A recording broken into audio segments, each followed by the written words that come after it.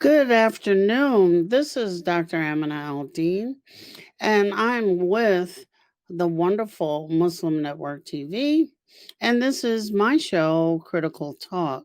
And as I was thinking about things and opening up, I don't know whether we're smack dab in the pandemic or we're having one of our loose weeks where we think we're opening up till everybody gets back outside and then we have to shut down again. But whatever it is, I was thinking about how our bodies are feeling. And so I took myself back to physical therapy only to find out that I have a year's worth of muscles not contracting and expanding as they should.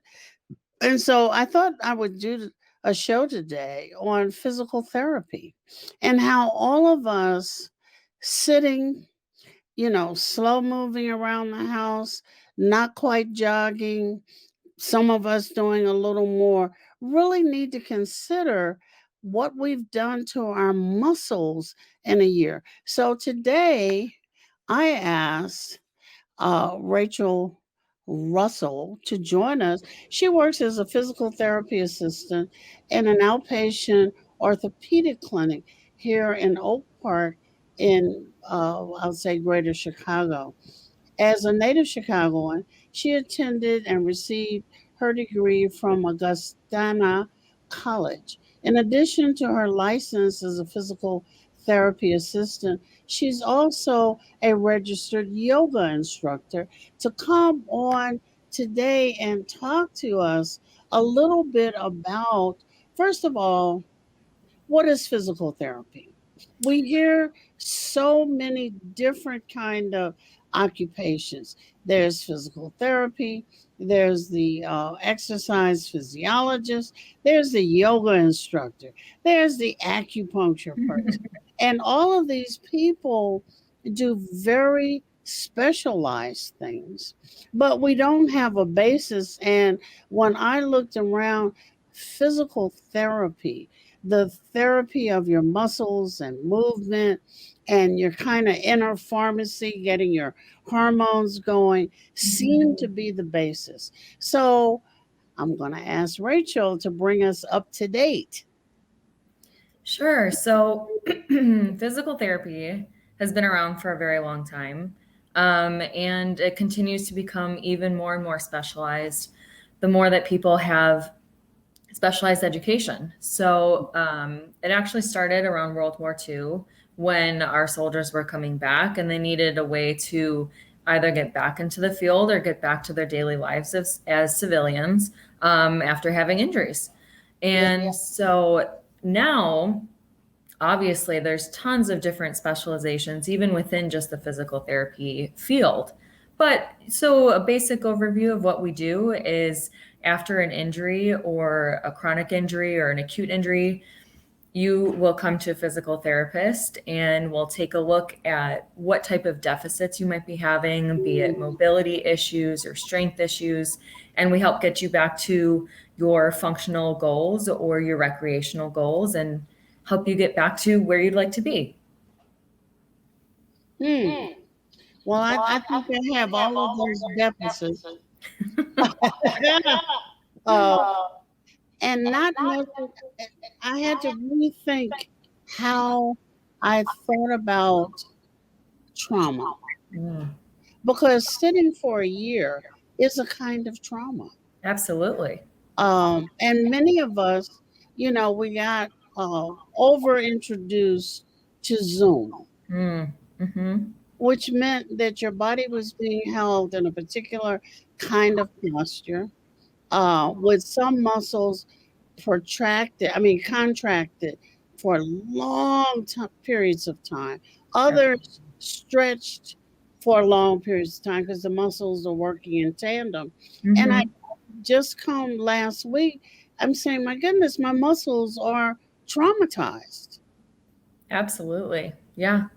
Yeah, and we're seeing that it's not just a car accident where there's an immediate result, or it's not just an ankle sprain when you trip over a curve. I mean, like you said, we have these prolonged long-term chronic injuries that we're Yeah. seeing even pre-pandemic. You know, a lot of us sit at a desk all day and we tend to have very forward posture, and that can lead to back issues or hip issues. And I know everybody knows that the body, it's all connected, but you know, when you start to break it down a little bit more and you say, I wonder why my back hurts when I had a hip injury. You know, there's little compensations or major compensations because the Right. body's trying to avoid further injury with the original injured body part. So, yeah, it is something that we do need to think about. It's this, we've all had to shift our daily lives and our workspace, and sometimes our body parts are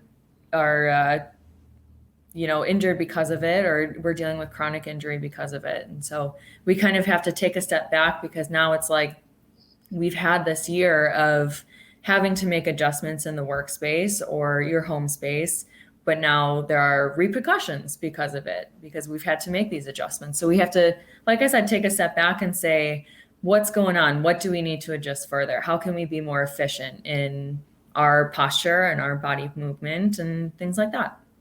Okay, so let's go with sitting with the laptop. Mm-hmm. What is the best posture? Where should the laptop be? That's a good question. So, when you're able just to do like a Zoom call where you don't have to interact with your hands on the keyboard, the best to have it is at an angle where your neck, I'll turn to show you. So, Okay. from a profile, you should have the computer at an angle where you don't have to look down or too far up.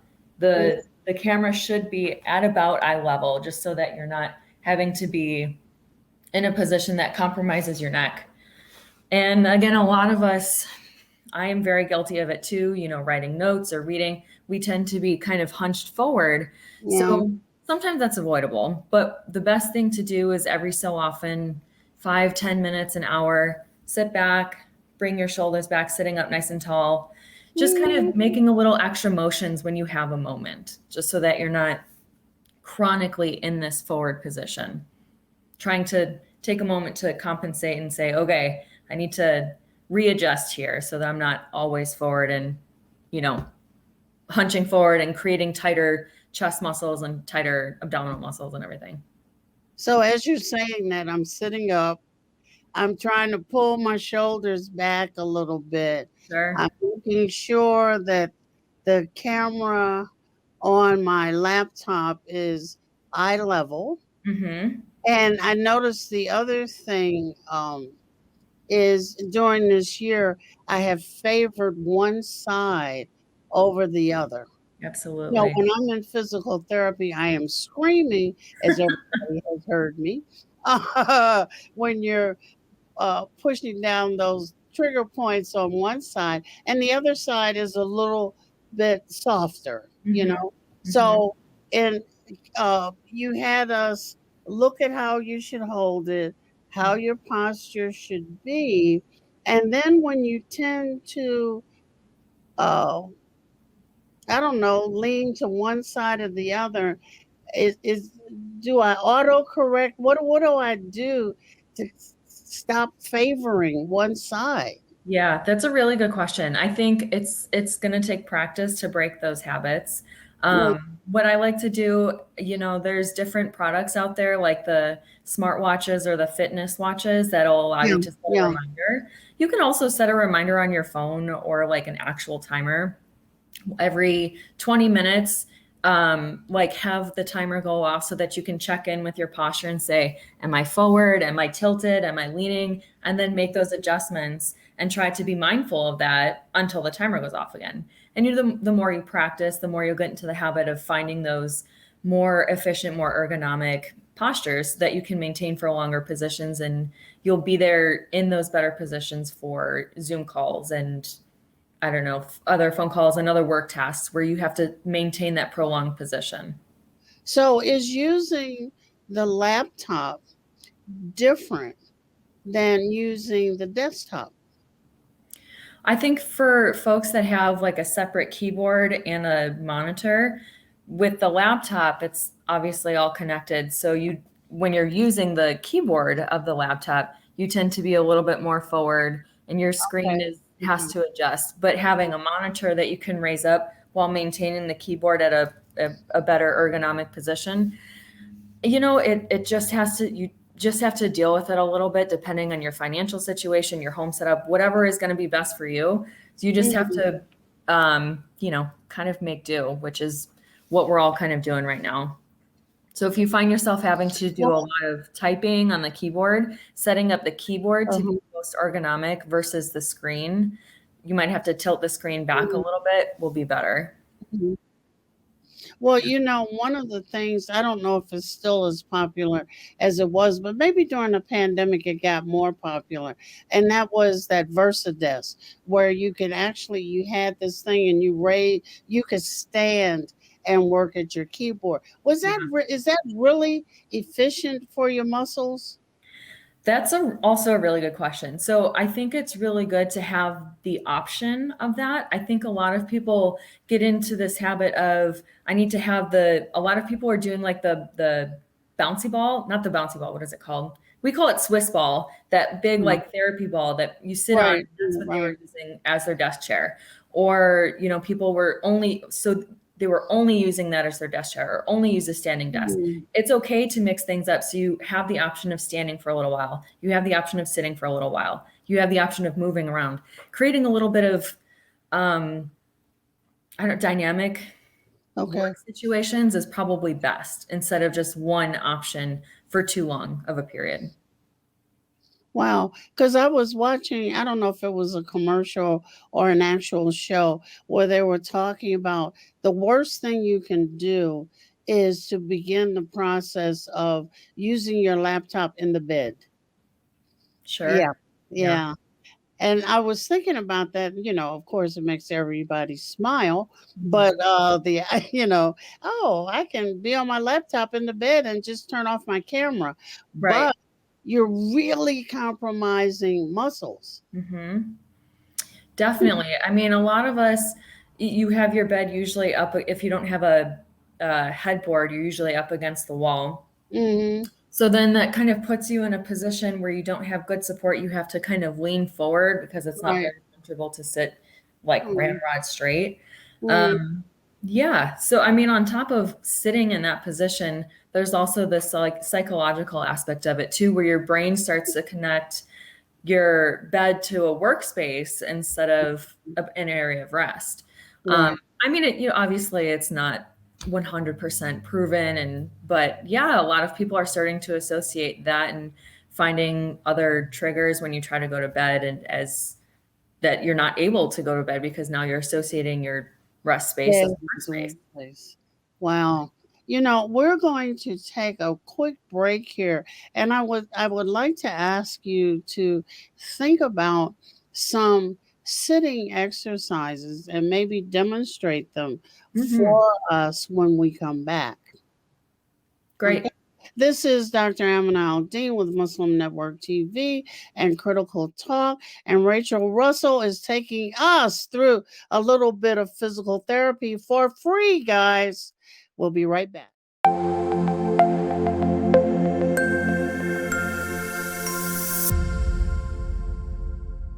Billboards are popping up all over the country with an... Our neighbors don't realize that Muslims are absolutely opposed to ISIS. Salam. My name is Abdul Malik Mujahid. I'm an imam in Chicago. 16 shots! No me! No justice! No me! So how do we bring up the energy which can really have an impact on the world? You need to build bridges of understanding among people, and we need to have America moving forward. That lesson learned have brought the strength of humanity to America, which is the diversity. Mujahid Talks, only on Muslim Network TV. Faithfully connected.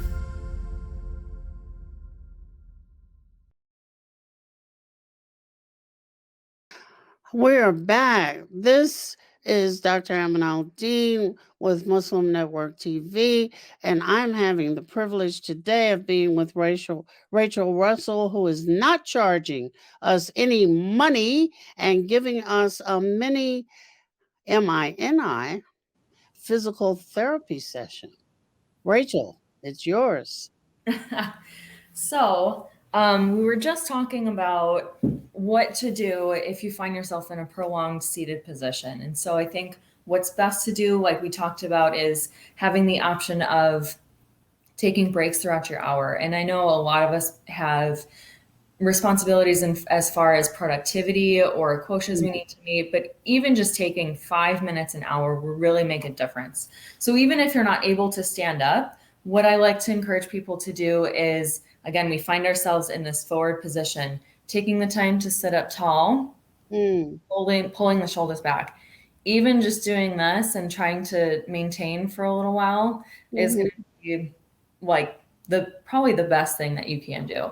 So in addition to this, so you can do a couple repetitions of, we call these shoulder blade squeezes or scapular retractions, a couple repetitions of scapular retractions that help strengthen those muscles, those postural muscles. Oh, that feels good. Exactly. Another good way is to, sometimes these muscles, the upper trap muscles, get kind of tight. So gently leaning one ear towards one shoulder, holding for a couple of seconds is a good option. Going back and forth. When you're doing this, when we encourage people to maintain this good scapular retraction so that you're not tilting all the way over and you're like, oh, hey, look at me. I can bend. I was getting ready to do that too. You can start to incorporate a little bit more dynamic movement, taking one arm and kind of reaching over, stretching through like the side of the waist. And so we've already got a couple motions where, you can stay seated and kind of get a little bit of extra motion. If you want to get a little bit more leg movement in there, I'm going to turn my camera a little bit so that you can see. So what you can do are, some knee extensions, just working on some blood flow up and down the leg. You can also keep the feet on the ground and lifting the heels up and down. Sure. Nope, the table's in the way. So lifting the heels up and down is a good way to kind of get blood flowing. Or if you have the legs extended and then pumping the ankles up and down.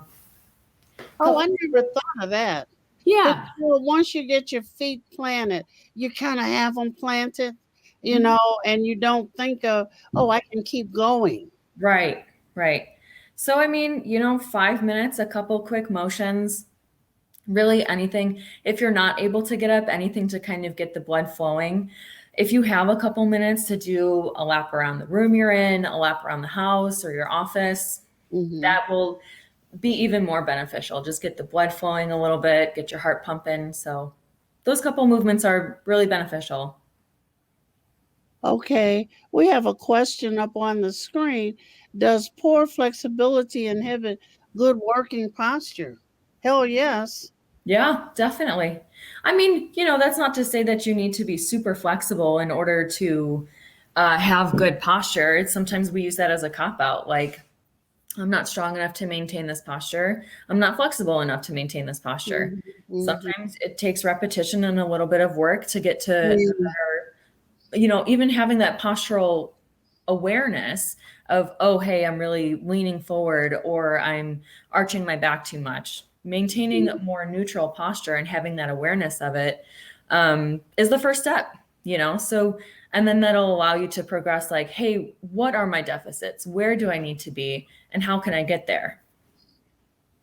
I don't think many people know that they can ask their primary care physician for a prescription for physical therapy. And the other thing you're doing, which is drinking water, which I don't drink enough water, but they can ask their primary care physician, hey, I think I need to go to physical therapy. Yeah. So we see a lot, like I said earlier, we see a lot of people who might not have had what we consider an acute injury, like that ankle sprain or that car accident. Right. You know, a lot of times we have people that say, I've been dealing with this like back pain for a while, I'm not really sure what's going on. I know a lot of times the doctor's like, you know, physical therapy is going to be cheaper than having surgery. Exactly. And a lot of times it is just a matter of coming to see a physical therapist and having more mobility awareness and more strength awareness, and then working on those deficits. Well, also this pandemic has caused an outstanding amount of stress, and Mm-hmm. stress is settling in muscles, and folk are, their mental problems, but the mental problems are always attended by physical problems, because the stress is settling everywhere. You Mm-hmm. know, you're Absolutely. laying more, you're slouching more, you're doing more of all of the things you should not be doing. Yep. And as we get older, as I can attest to, I'm not going to do a lap around the house. I'll think about it, however, but I'm not going to do a lap around the house. But if I have a series of things to do, and I can check in with physical therapy to make Mm-hmm. sure I'm not causing injury, but that I'm doing them correctly by being Mm-hmm. there, for a 5 week stint or whatever it is, to get my muscles habituated to Yep. doing some things, then Mm-hmm. that should be helpful. Helpful. Give me some more advice, Rachel. Let's see. I mean, a lot of times, you know, we don't necessarily know like where, or, you know, uh, people in general don't necessarily know where their injury comes from. And they're like, it might be in the back of your mind, like, my back kind of hurts. How long have I been dealing with this? And, you know, Right. you go see your doctor and the doctor's like, well, what do you want to do about it? And it's like, well, you can continue dealing with it, or you can come to therapy and we can try out some exercises. And as Dr. Al-Deen said, we can work on posture, we can work on strength, and we can get those muscles back in the mindset of this is where we're supposed to be. This is where Better we're than trying to get. medicine. Better than taking pills before you can sort out what's wrong. The pain pill will change your perception, but Mhm. it's not going to change what's wrong. Right. Right. Yeah, definitely a band-aid. And physical therapy, we do our best to get to the root of the problem. We address the postural and strength deficits to help get you to a stronger foundation, you know, so that moving forward, you can run around your house, you can take the dog for a walk, you can put your groceries away and not have as many problems because now you've built a stronger and more mobile foundation for your daily activities. Well, one of the things I want us to just think and talk about a little bit is Mhm. this new category of trauma that's come as a result of COVID, called the long haulers, where former athletes Mm, and people who were formerly very active in their lives are finding that they must go to physical therapy yeah. after getting treated for COVID. So, you want to talk about that a little bit? I don't want to push us past the point. Oh, wait a minute. We got a question. What can we do to strengthen muscle groups, even though we sit a lot? Let's do So, that one, and then yeah, we'll do the yeah. callers. Really, any type of movement is going to help create strength. And it's not going to be the type of strength that gives you a six pack or bulging biceps, but any type of movement versus sedentary is really going to help create muscles. Some Mhm. of those muscles, some of those strengthening exercises that we talked about, the knee extensions and lifting your heels up Right. and down, those are basic, but will help create muscles. Mhm. Mhm. Things like sitting up and down from your chair, that'll help create core muscles and glute muscles, very foundational muscles for postural strength and movement ability. You know, moving around the house, you need good lower body muscles and things. When you have a strong base of muscles, that'll help create more stability for your back and for your shoulders and kind of up the chain as well. So I'm trying to think, of how the spine, you all have taught me in physical therapy of what I'm doing, because I find that when I'm not doing what I'm supposed to do and my posture is off, I have a difficult time doing things like standing at the sink washing dishes, standing at the stove cooking, and then immediately I will lean forward to give my back a break. But then when I come back, if I come back before it's fully rested, I'm in pain. I can't stand it, you Yeah. know. So what do I do? So a lot of times when we feel the need to like lean forward and give the back a break, Uh-huh. we're probably experiencing a decrease in abdominal and core strength, because there's always balance within the body. So if the back muscles have started to work in overdrive and now they're working to maintain that upright posture, that means your abdominal muscles are not creating enough balance to keep the spine in more of a neutral position. So there should be a gentle arch in your back, but not so much that you're, sticking it way out. So Mhm.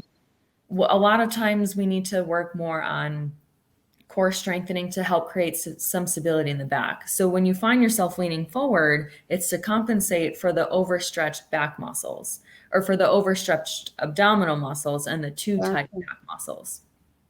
But suppose your core muscles lay under layers of fat, They're still there. Just but because they're not speaking out. I'm telling the fat to move out the way. if we could move it out of the way, a lot of people would be a lot happier. But I again, they're know. there. In the fact that you're able to sit up, right? The fact that you're able to go from a laying down position, even rolling over, maybe not even getting up, means that they're there. So the ability to sit upright, again, means that those abdominal muscles are there, and we just need to help them out a little bit. And that's what we Does do. that come from that thing we used to do in elementary school called Mhm. the sit up?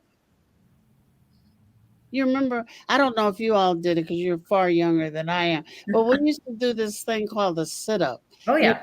And your arms are behind your head and you're crunching and Mhm. stuff. And the thought of it puts me in pain. But is that strengthening your core? Yeah, definitely. That's something that helps strengthen core muscles. Its target areas, your core muscles. And what's really interesting now, especially because of the pandemic, there's so many like at-home workouts and core workouts specifically. The trick is to find something, for you. And just because doing 600 sit-ups works for somebody, it might not work for everybody. So in physical therapy, if you come to us because you're having back pain, it is unlikely that we're going to say, okay, go do 30 sit-ups and call it a day. We're True. going to find other ways to really target different Mhm. areas of your core, including your abdominal muscles, your glute muscles, your back extensor muscles, and really help create like a well-rounded trunk instead of just your six pack, if you will. Yeah, yeah. So now I want to um think about, and I'll give you a moment as we take another little quick break to think about all of the stuff involved in the syndrome that we're hearing about increasingly, because I guess they're noticing it increasingly, of the long haulers and what happens with those muscles. So this is Dr. Al-Deen on Muslim Network TV on Critical Talk, and we're having the wonderful opportunity to talk with Rachel Russell, who is trying to get us in shape and back into physical therapy, or if you haven't been into physical therapy. We'll be right back.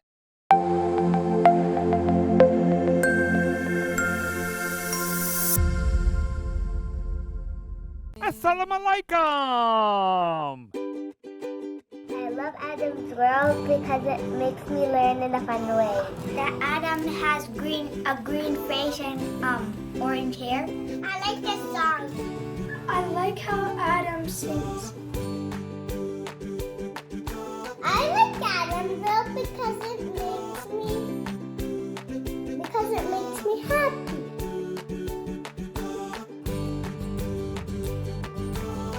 what? No. No. No. And here's Adam and here's Anissa. Adam is and his sister. Adam is a boy and he is really smart.